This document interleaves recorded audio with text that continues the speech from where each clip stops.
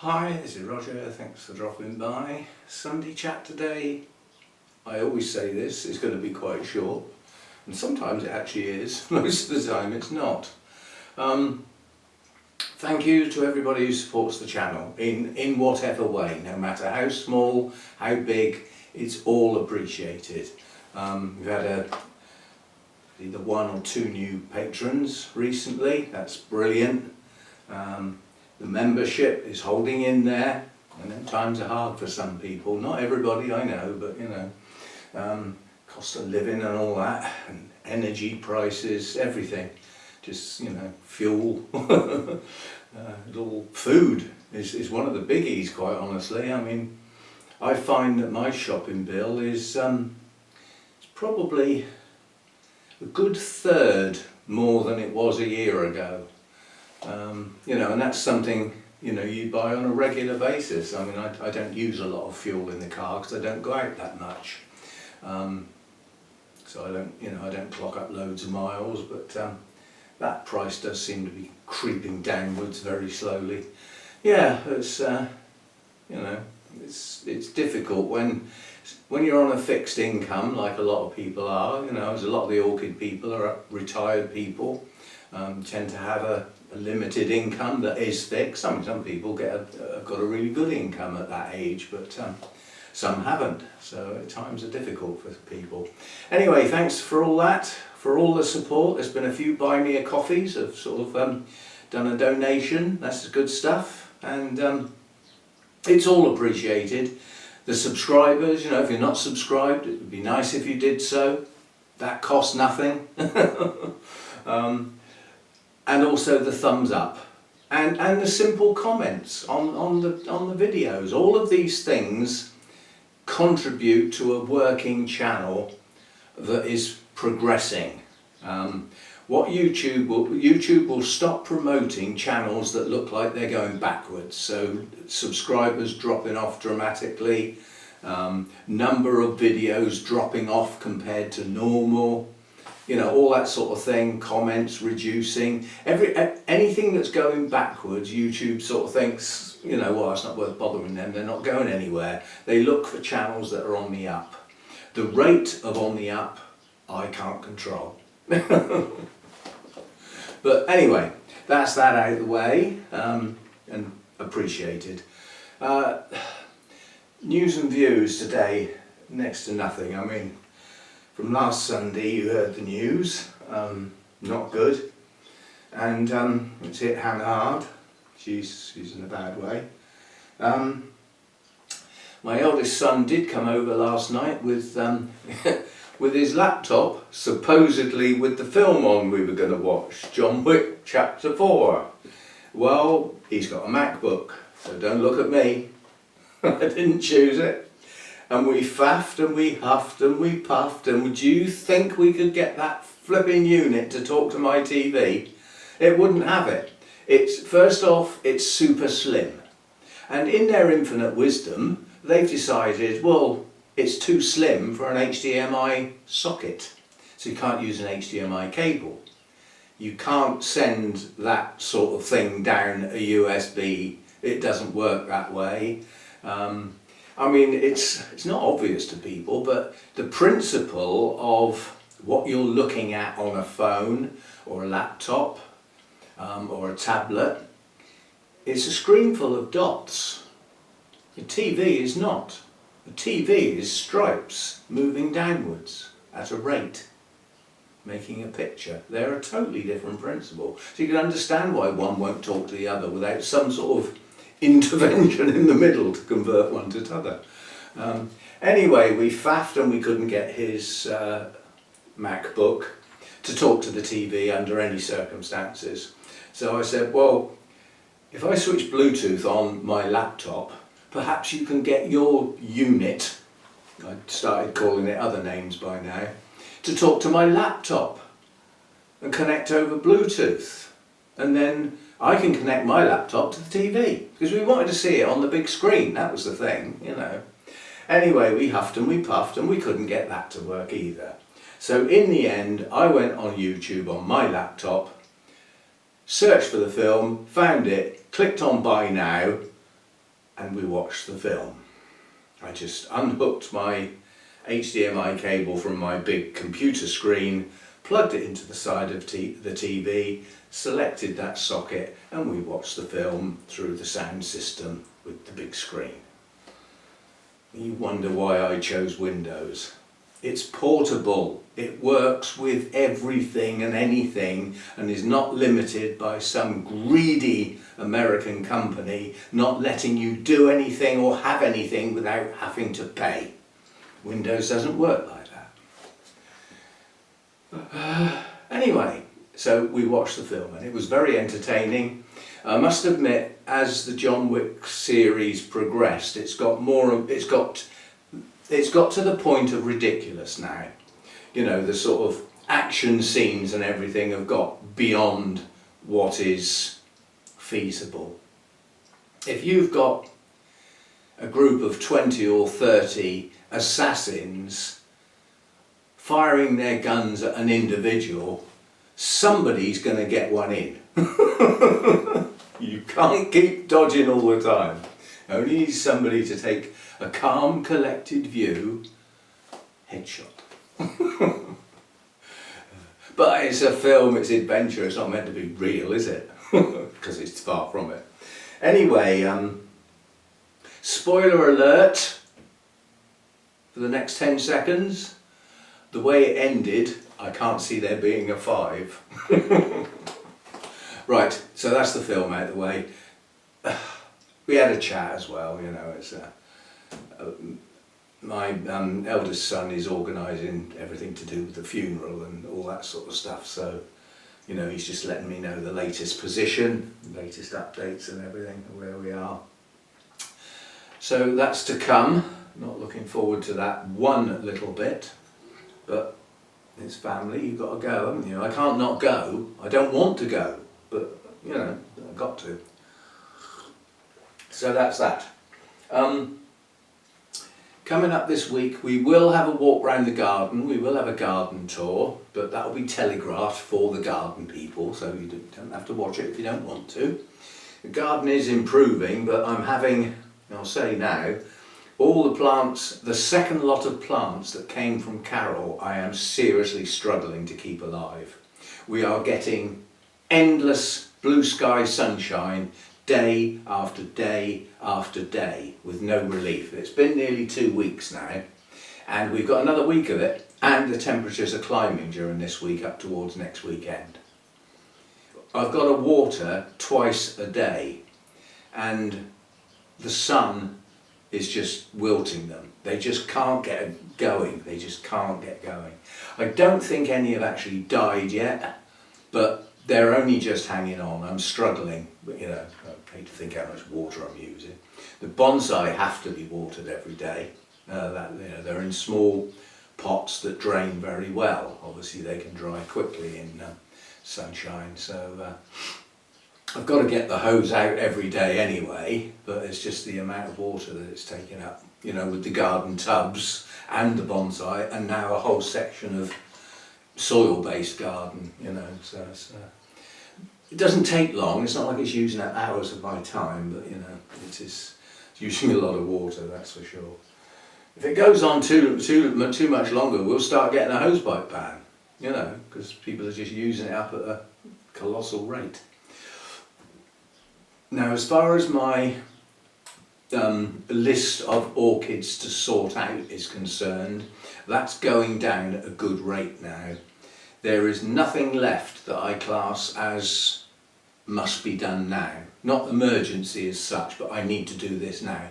The only two I've got now are getting the two out of the holy clay pots to take advantage of new roots coming. So they need to be done relatively quickly and will probably be next on the list. But apart from that, you know, it's just plodding away at stuff now. There's still some things I'm just waiting for growth, you know, to precede new roots and everything. So we're getting there with that. We're on a bit of a hold because the New Zealand sphagnum moss that I use, I'm virtually out. Now I have got some more coming when I go to Malvern, which isn't that far away now, 2 weeks. Less than 2 weeks, I think it's because I'm going on the Friday, it's a Sunday today, so it's, you know, not this coming Friday. No, it's 3 weeks, I forget. It's soon, coming soon. And I'll, you know, the guy I get my supplies from, I pre-ordered some, he will be bringing another pack. Now I was thinking about going for the big pack, but I don't need that much. Not now. I could do with the same size pack as I've got right now, but I can't have it without paying silly price for the postage when I can pick it up for nothing at Malvern. So that's coming soon, and that will be more than enough to tide me over right into next spring's repotting, you know, as and when. So and there's shows coming up where I can pre-order some more, so one will do for now, and yeah, that'll just tide me over, because there's some of the stuff getting done, sorted, that doesn't need the moss, you know, so not all of it does. Right, so that's that, and my chosen spotlight for today, I'm running out of ideas basically, well, running out of genera basically, but I've decided to have a look at what I call store-bought Phalaenopsis types. There is one exception here. So these are all complex hybrids, been interbred over many, many years to become tolerant houseplants basically.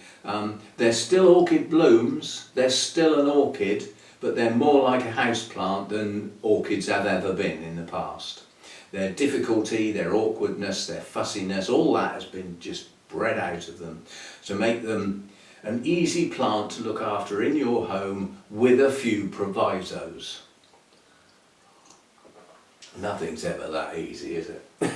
Right, you stay up there for a minute and don't fall off. Spikes on this one. This is Shari Baby, this spike's already branching and this one's coming up behind. I don't even know if that's on camera.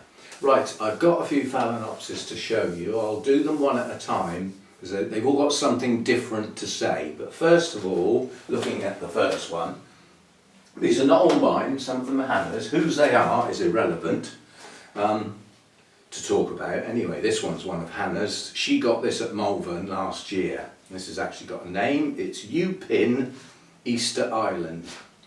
And it currently has a new spike coming. You won't be able to see it there, will you? Currently has a new spike coming, so that's good. It was in bloom when she got it, and basically it came down here whenever. Now, these types of mass-produced Phalaenopsis hybrids, they are force-grown. And this is where they've come from. You know, they're grown at around 27, 28 degrees with 13 to 14 hours of daylight, whether natural or artificially produced, but maintained nonetheless. Their temperature drop of about 5-6 degrees overnight while they are growing. When they want them to bloom, they drop that pair of temperatures down a peg, and that induces the spikes for these types of orchids. So they are used to growing warm, yeah? They don't need high humidity, but they need some. At the high end, at the 26, 27, 28 degrees centigrade, they would need about 60-65% humidity. So that's not high, not at that temperature, that's relatively low. And once you get them home, you're unlikely to maintain those temperatures. So you bring them home and automatically give them a shock, because where's my temperature's gone? Cool, it's a bit chilly last night compared with what I'm used to, yeah? So you've given them a shock straight away. You've changed their light, quality and possibly amount, yeah? It's another shock. They've lost their type of feed that they were used to, industrial, you know, type feed, and they're now going to have to put up with whatever you've got. So it's another change. they also, before you got them, had several other quite dramatic interruptions to their life. They came out of the nursery. Well, the first thing that would have happened is they'd have gone in a truck. And that would have taken them to a mass auction of some sort, where they may have actually been stored a day or two, possibly in the dark, yeah, prior to the actual auction, where they're wheeled out on big trolleys and people bid. It's what they call a dropping auction. So, you know, this is the price, you've got a button and the price starts to drop, and the one who presses the button gets it at that price. Yeah, so you might wait an extra second and somebody else gets in before you, so you've lost that trolley load. But that's how they get sold. So then what happens? Well, they're going to go in another truck, aren't they? They might go into a container and take a trip, you know, up in the big blue, but most of the time it's truck transport. And they may well change countries during that time. They may then go to a central warehouse prior to being unloaded, possibly stored again, and then possibly loaded up into smaller trucks to go to supermarkets and garages and, you know, DIY centres that sell them. And then when they get there, they're not going to get looked after very well at all, because most of the people in those environments have no clue how to look after them. They throw water on them, like with a sort of indoor hose thing, and get water all over them and water down in there.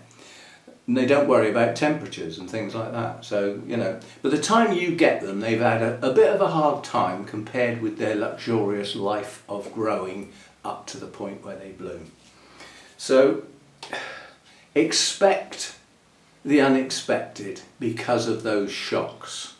So the first thing you need to do is acclimatise them to your environment. And the only way you can do that is just put them in it. You know, you can't go, it'll be all right, it's just a plant at the end of the day. And this could do with dusting. Yes, so put them where they're going to go. Now, where they're going to go in your home does not warrant sunshine through a window. These are not highlight plants. They don't need highlight. And you are in danger of putting another level of stress on them with that highlight. Yeah? Because the way the photosynthesis and everything works to keep the colour of the leaves at the right type of green for that plant, you start messing that up if the light's too bright. Also if it's too low. Yeah? And don't forget you've already changed their light by bringing them home. So medium to good light, I mean they say an ideal light level for these is a north facing window, but a north facing window in the winter in the UK is nowhere near enough light. When you're down to, you know, 8-9 hour days, you know, being in a north facing window, they've just lost 5 or 6 hours daylight. It's not good enough. And they will slow down to a stall because they've lost their daylight hours. So you can expect some, you know, rebelliousness from them. So light levels, you know, try and keep them, north facing window is the right type of light, but the length of the day can mess them up a bit. They will try and grow more if the day lengths are longer than that magic 13-14 hours. That can put a little bit of stress on them if you don't keep the feed levels up in response to them trying to grow more. Yeah? And in the winter time they will probably slow down because they don't get enough light, day length. Yeah, so sun on the leaves can burn them. Through glass is likely to burn them. Very early morning sun or late afternoon sun, early evening sun is probably okay, but it's not necessary. They don't need it. If that just happens to be, well, that's the only window I've got, that's what they've got to have it, well, so be it. But I'd keep them away from any form of strong sun. Now their natural progression is to grow new leaves out of the top and drop old leaves at the bottom. Now I've seen a 40-year-old Phalaenopsis that was about 3 foot long before the leaves started.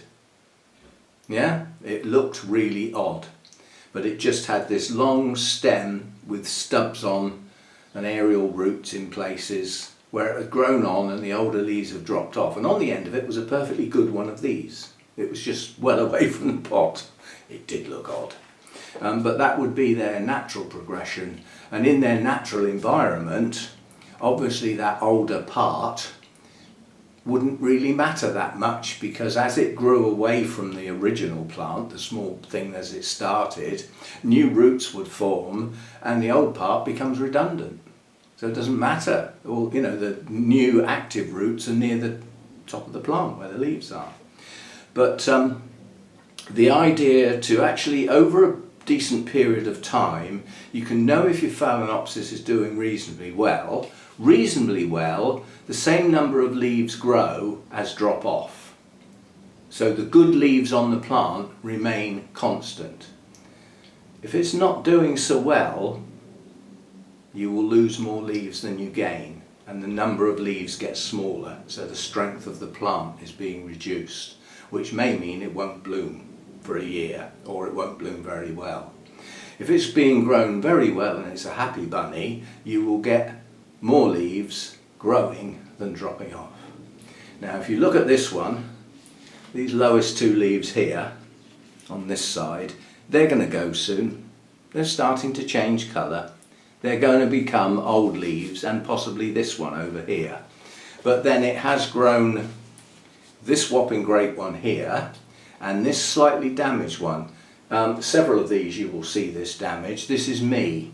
This is where I had some mealy bugs, and when that leaf was tiny and very delicate, I used a pair of nail scissors to just hook a mealy bug out, and it damaged the tip of the leaf while it was young, and that's physical damage, so it won't go away. It grew with the leaf. So that's what that is anyway. It didn't arrive like that. So yeah, looking after these is pretty straightforward. If you find them a happy place and they're growing nicely, then great, that's it.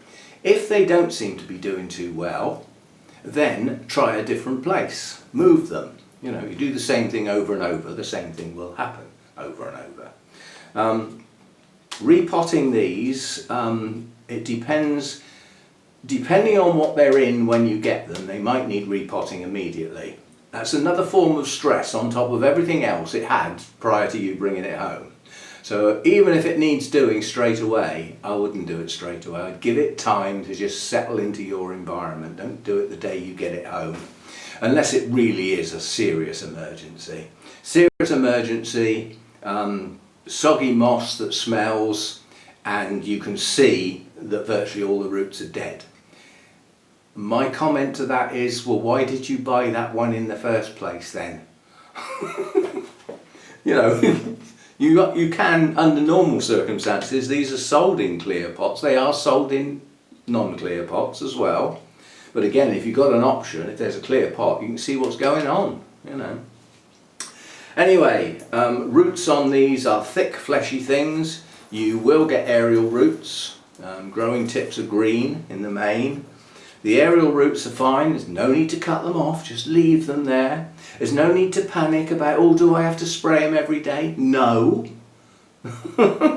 As long as you've got good ones in the pot, that's good, that's fine. These are just extras, it's just the way it grows. And the more leaves you get, the more roots you will get out. Any that come out lower down that you can put something on top of to get the tip to go down into the media, all well and good. But these have a magic way of telling you they need watering. The roots are a silver grey colour. When they're wet, they're green. So when they're in the pot, I'm talking about now, when you can see in the pot they've gone back to their silvery grey colour, the plant needs watering. These like a lot of air around the roots. Their ideal media, therefore, has lots of air gaps. That's dependent on temperature. These will grow in sphagnum moss if you can keep up 27, 28 degrees, so that the moss dries very quickly. However, if you're down at sort of 17, 18 degrees, that moss will stay wet too long and the roots will be soggy.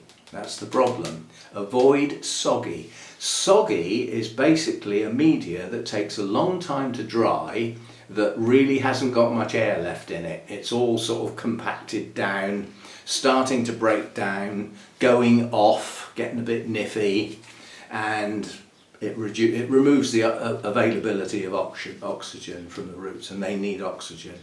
That's why in their natural environment they've got lots of these. And these can absorb moisture straight out of the air. You know, they don't need to be sprayed to be still absorbing some moisture. So that's their sort of thing. Yeah, it's, they're classed as easy. Out of all the orchids, they're easy. And I've known an awful lot of good growers say, I can't grow the flipping things, I keep killing them. Well, a lot of that is based on bringing them home, following all those shocks, and not giving them some very gentle treatment for a while. I've known some growers, I know exactly why they're losing them, because they're in their greenhouse and they go around the whole greenhouse with a hose every day, and that water's sitting on them and not getting a chance to evaporate because they haven't got the airflow going. Anyway, that's a big one. Now we'll have a look at a little one.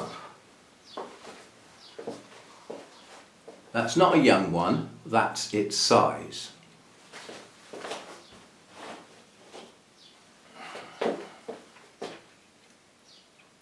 Where that one sits on your windowsill, how many of those could you get? How many colours has that one got in the blooms? How many of those can you have with different colours? These are not a bad idea. The blooms will be smaller, yes. Sometimes more numerous, but smaller, yes. Right, so what's going on with this one then?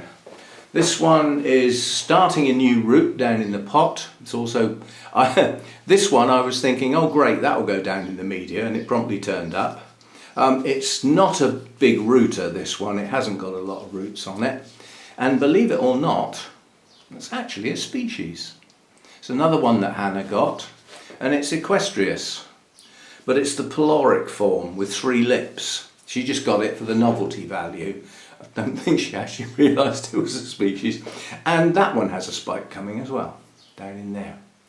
So that was in bloom when it was bought at Malvern last year. And coming up to a year later, it's producing a spike.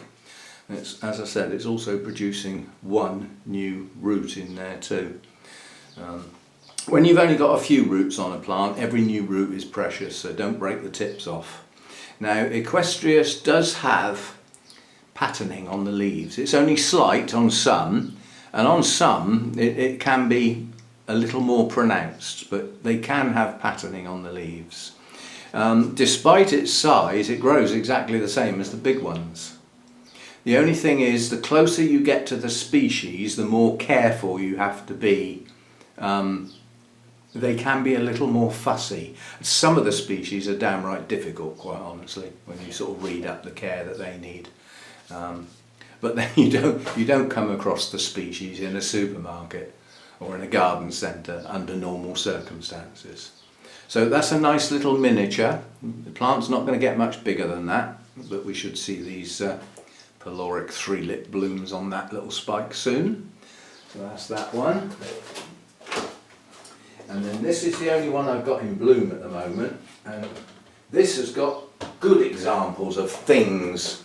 First of all, if you look down there in that leaf joint, it's got mealy bugs. So we will be getting, this is going to have a spray, yeah, rather than the hot box, because every time I put the hot box on out here, I keep forgetting to bring the Phalaenopsis in from the kitchen. So yeah, mealy bugs. Dead ones, mealy bugs, dead ones. A few on the very tip of the leaf underneath. Another one there. When you see them, kill them. Doesn't matter if you're in the middle of filming, just do it. Don't leave them. The one that you've left till tomorrow might be the one that lays eggs all over your plant. Right. Classic example of a dead leaf. That's why I brought this one out, not because of the blooms. It's been in bloom a nice long time. It's not a dramatic spike, you know, what have we got?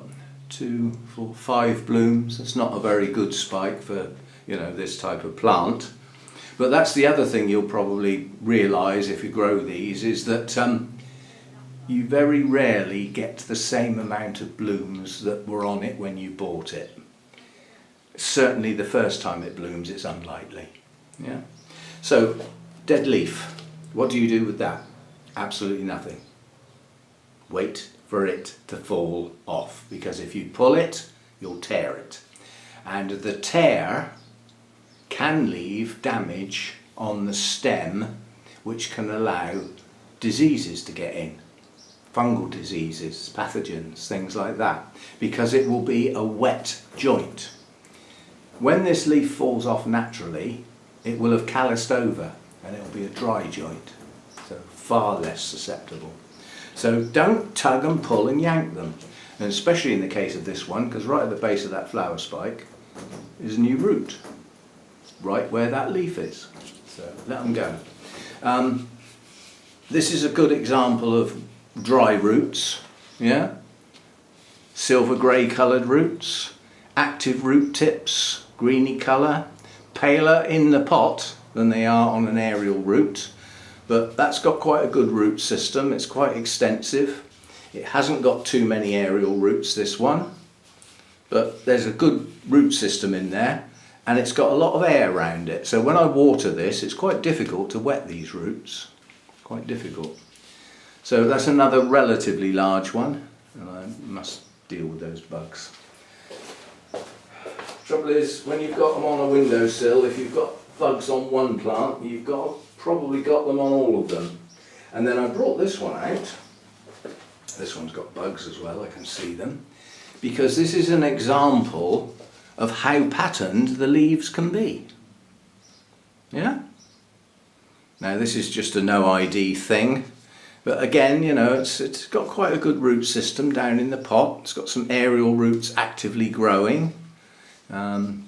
Fairly good amount of air in the pot, and latest leaf growing on, not up to full size yet, but getting there. And that plant has dropped 2 leaves to 1 new one, so this is now less of a plant, which might mean there'll be a delay in blooming.